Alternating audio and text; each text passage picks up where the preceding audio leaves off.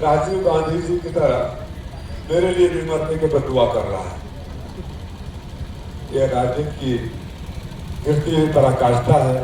अरे बदुआ करने की क्या जरूरत है? जो साथ में चलते हैं माननीय के, उनका हिस्ट्री सीट निकलवा दे, इशारा कर दे कि इस कूड़ा तो सांसद को मध्यावधि चुनाव हो जाएगा। बदुआ करने की क्या जरूरत है?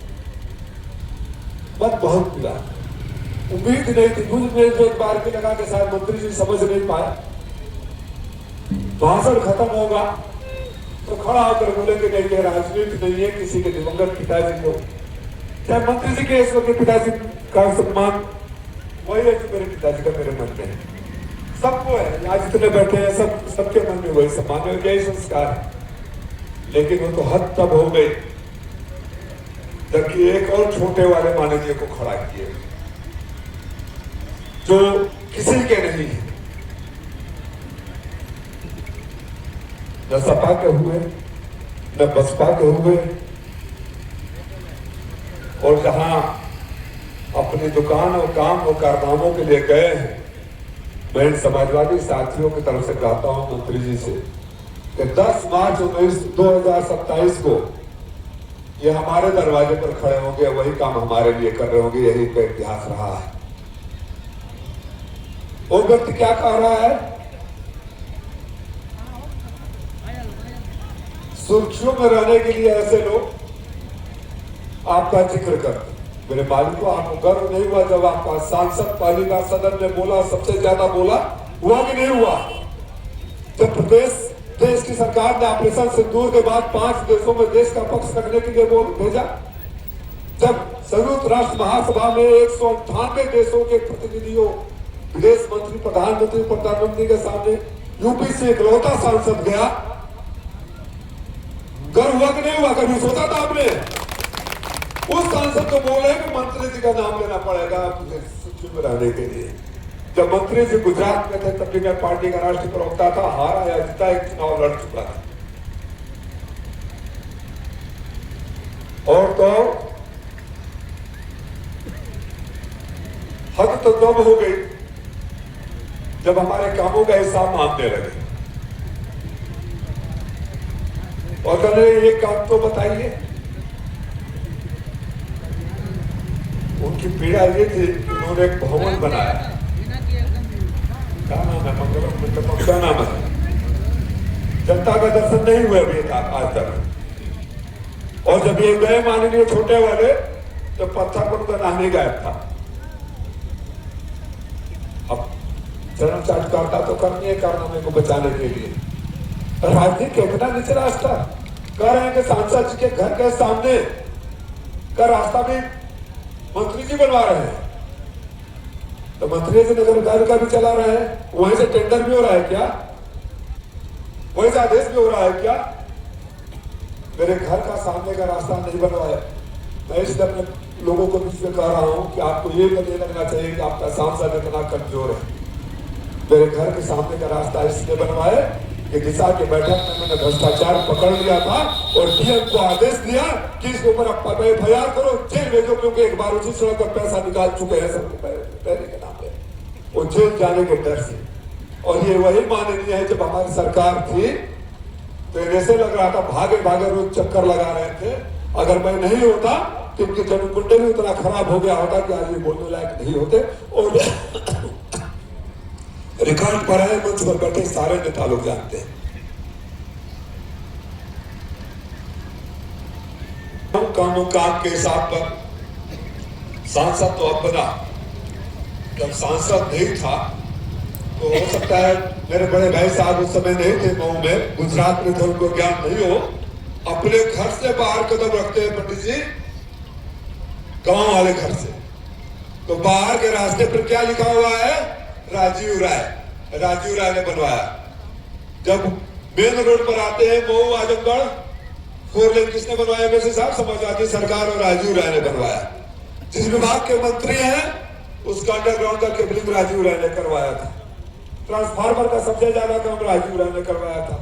और जहां से वो छोटे वाले माननीय है वहां के महिला अस्पताल मैं 100 बेड का हॉस्पिटल राजीव राय समाजवादी पार्टी सरकार या बैठक मंच पर बैठे सारे लोग और अखिलेश यादव जी ने किया था। करना तो ये कि टनियों में है ना यहाँ इतना बड़ा हॉस्पिटल, 4 बार मैं विशाखा बैठक में फायर हुआ तो कुछ डॉक्टर आए। मंत्री जी के गांव का भी सीएचसी हमने बनवाया, 4 विधानसभा में सीएचसी दिया। स्वर्गीय राजकुमार राय जी के पुण्यतिथि पर सिपाही जी आए थे, पहली बार एक साथ 600 करोड़ रुपए का तो थे वहां, 600 करोड़ रुपए का बजट पास हुआ। मैं कागज लेके आया हूं सारे, हिसाब किताब लेकर आया और इतने बैठे मालिकों के सामने से चुनौती देता हूं। और बता देना पत्रकार साथियों आप लोग, मैं गाली नहीं दूंगा, समाजवादी गाली नहीं देंगे।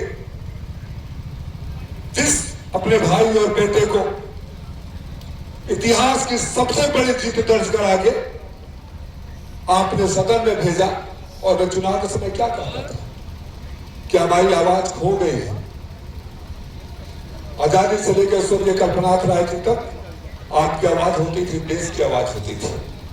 आप जब बोलते थे तो देश सुनता था। हमारी आवाज खो गई है, आप मुझे एक बार मौका दे दो, आशीर्वाद दे दो, आपकी आवाज एक बार फिर गुजरेगी। मैं तो दिल्ली के बाद क्या था, आपकी आवाज को तो मैं न्यूयॉर्क तक गुजार दिया, इस्लामाबाद को तक गुजार दिया। अभी स्पीकर ने मुझे भारत और ब्रिटेन के पार्लियामेंट्री फ्रेंडशिप ग्रुप में रखा। तो जिस व्यक्ति को भारत सरकार चुन के भेजती है कि आप ही सबसे काबिल हो, देश का पक्ष रखो, जाके संयुक्त राष्ट्र महासभा में ये छोटे वाले चौधरी कह रहे हैं कि सुरक्षित में रहने के लिए, तो मैं आप सबकी तरफ से सांसद का छोड़िए, सांसद का हिसाब किताब बाद में दूंगा, अभी दूंगा, बाद में दूंगा। मैं चुनौती देता हूं कि समय तय कर लेना, मंच तय कर लेना, राजीव राय आ जाएगा अपने कामों के हिसाब किताब लेकर, गवर्नमेंट ऑर्डर के साथ, फोटो के साथ, वीडियो के साथ, और बात कर लेना। अगर हमसे अधिक काम किया तो एमपी नहीं, राजनीति छोड़ दूंगा। आप करिए ना, घोषित चीनी मिल बंद होगा तो हम लोग आंदोलन नहीं करेंगे, हम आपके साथ जाकर खड़ा नहीं होंगे, अब तो अस्पताल से जाकर खड़े होंगे। वो मेरा गुनाह था, सांसद बन गया। मैं जब जा रहा था तो अल्ताफ अंसारी आए थे कुछ लोगों के साथ, ये जो गोरखपुर वाराणसी का रोड है, तो जमीन तो ले लेगी, लेकिन काची कला को पालन के लिए रास्ता नहीं दिया गया। मैं मंत्री जी से मिला, गडकरी जी ने तुरंत आदेश दिया कि उसको रास्ता भी दे दो, और बार-बार एक्सीडेंट हो रहा है, बना है। तो जिस व्यक्ति को एक बार जाने में गडकरी जी चाहे वो रास्ता हो, चाहे बलिया मऊ का 4 लेन 1500 सांसद बनने के बाद काम 1500 करोड़ रुपए का बलिया मऊ का 4 लेन स्वीकृत कराकर काम शुरू हो जाएगा बजट के बाद। विपक्ष का अकेला सांसद आपका बेटा और आपका भाई है, किसी ने सोचा भी नहीं होगा। जिस सांसद के जन्मदिन पर राष्ट्रपति, प्रधानमंत्री, गृह मंत्री फोन करके बधाई देते हैं, चिट्ठी लिखकर बधाई देते हैं, लोकसभा अध्यक्ष, उसको ये छोटका चौधरी कह रहे हैं कि सुर्खियों में रहने के लिए, तो मैं इलाज कराने के लिए तैयार हूं। एम्स में भी करा सकता हूं एमपी के हैसियत से, और निवास तो सबसे बड़ा एशिया का है बेंगलोर में। अब इसको मानसिक दिवाली बनकर क्या हो सकता है? कितना आप पीछे गिर जाओगे? हिस्सा मांग रहे हो अपने बड़े वाले जिसके आका जिनके चरण चाटकारी कर रहे हो, उनसे टाइम ले लेना। बस शर्त ये है, चाहे तो उसी गांव में करवा देना। मैं तो उस दिन भी चुप था जब वो रास्ता बनवा के आया। अगले दिन जब यहाँ आया तो बच्चों ने मुझे दिखाया कि ये फेसबुक पर गाली दे रहे हैं। एक नया ट्रेंड शुरू हुआ है। इससे पहले भी सरकारें रही हैं, आई हैं, गई हैं, मंत्री रहे हैं, बने हैं, बिगड़े हैं, लेकिन ये फेसबुक पर गाली देना, बयानबाजी करना, व्यक्तिगत हमला करना, चरित्र हनन करना, ये सब तो यहाँ के राजनीति में नहीं था। और भारतीय जनता पार्टी और हमारे रिश्ते जितने अच्छे हैं, व्यक्तिगत तौर पर हम एक दूसरे का सुख दुख में जाते हैं, हम एक दूसरे का सम्मान करते हैं, और उम्मीद कर रहे थे कि इनके आने से और वो मजबूत होगा। लेकिन ऐसे लोगों के बीच में घिर गए। उनको पता ही नहीं है कि कैसे लोगों को, उनको जब तक लड़ाई नहीं होगी तो किसी को ठेका नहीं मिलेगा, किसी के कारनामे नहीं छुपेंगे।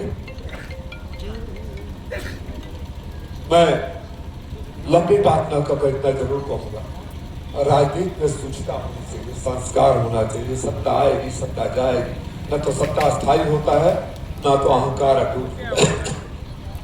देखिए ना उदाहरण, दोनों बैठे हुए एक ही मंच पर, इनके भाई साहब की पुण्यतिथि होती है, कौन नहीं जाता है? कोई पार्टी का है वहां?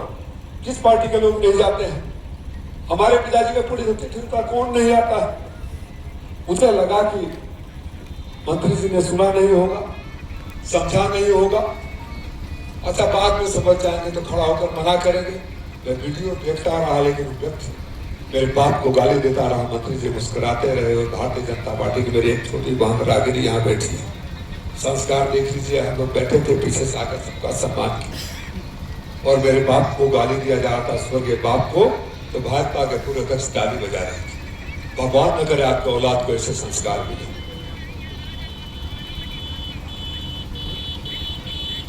साथियों, मेरा संदेश दे देना। और आप लोग को दो तीन चेहरे में देख रहा हूं।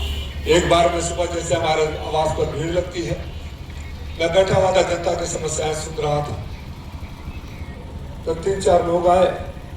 उसमें से 2 बड़े मुखर हो गए मंत्री जी के बारे में आप सुनाओ, चाहे पीड़ा हो चाहे सच हो या गलत हो।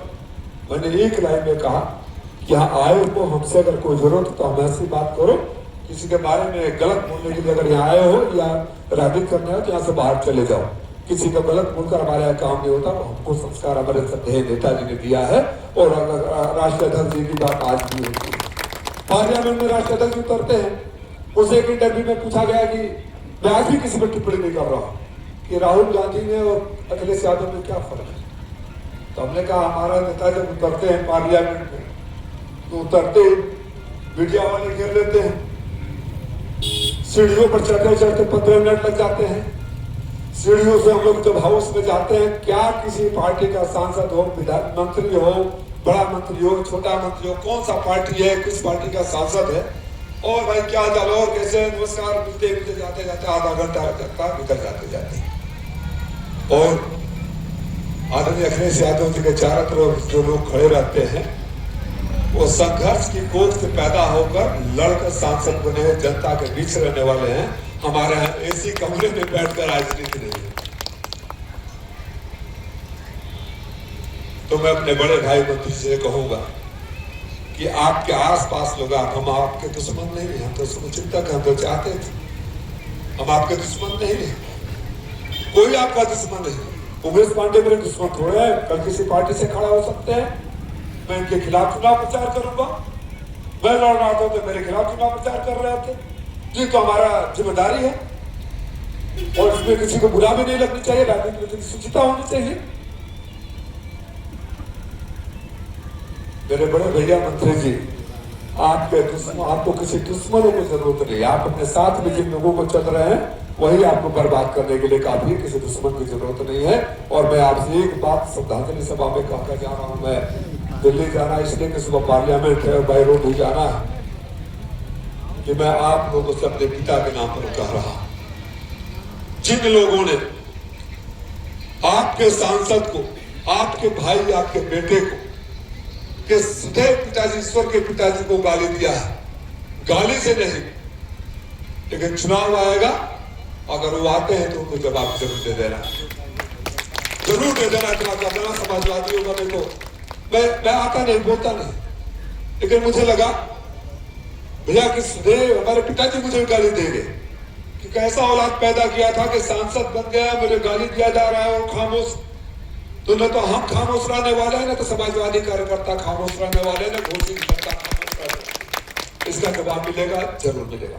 पुनः अखिलेश जी के माता जी के चरणों में श्रद्धासुमन अर्पित करता हूं। और भाई अखिलेश ऐसे कार्यकर्ता किसी भी पार्टी की रीढ़ की हड्डी है।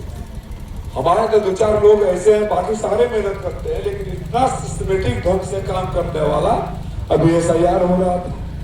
क्या कोई टीचर अपने स्टूडेंट को पढ़ाएगा, बाप अपने बेटे को करेगा जिस तरह से कागज लेके फाइल लेकर